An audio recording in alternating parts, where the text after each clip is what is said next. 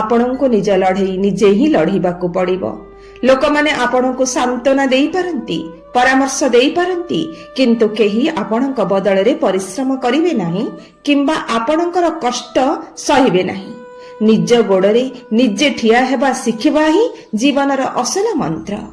ବନ୍ଧୁଗଣ, ପ୍ରତ୍ୟେକ ବ୍ୟକ୍ତି ଜୀବନରେ ଏକ ନିର୍ଦ୍ଦିଷ୍ଟ ସମୟ ପାଇଁ ଆସନ୍ତି।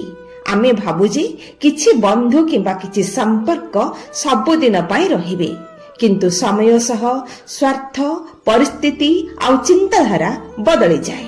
ତେଣୁ କାହା ଉପରେ ଅତ୍ୟଧିକ ନିର୍ଭରଶୀଳ ହେବା ଅପେକ୍ଷା ତାହା ଆମକୁ କଷ୍ଟ ଦେଇଥାଏ। ବନ୍ଧୁଗଣ, ସମାଜରେ ଆପଣ କେତେ ଭଲ ମଣିଷ ତାହା ଅପେକ୍ଷା ଆପଣ କେତେ ସଫଳ ବା ଧନୀ ତାହାକୁ ଅଧିକ ଦେଖାଯାଏ।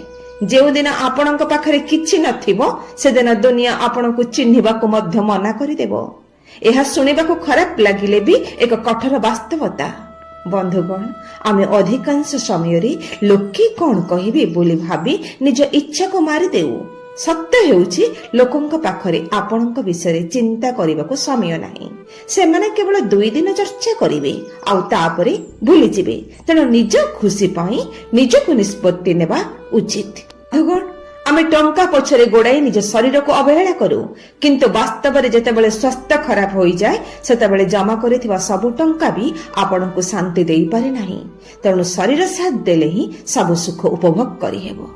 ବନ୍ଧୁଗଣ, ଯିଏ ନିଜ ଜୀବନର ପରିବର୍ତ୍ତନକୁ ସହଜରେ ଗ୍ରହଣ କରିନିଅନ୍ତି ବା ନିଜ ହାରିବାପଣକୁ ଗ୍ରହଣ କରିନିଅନ୍ତି ସେ ସବୁବେଳେ ଶାନ୍ତିରେ ରୁହନ୍ତି। ଯେଉଁମାନେ ପରିସ୍ଥିତି ସହ ଲଢ଼ିବା ପରିବର୍ତ୍ତେ ତାକୁ ଦୋଷ ଦିଅନ୍ତି ସେମାନେ ଜୀବନରେ ପଛରେ ରହିଯାଆନ୍ତି।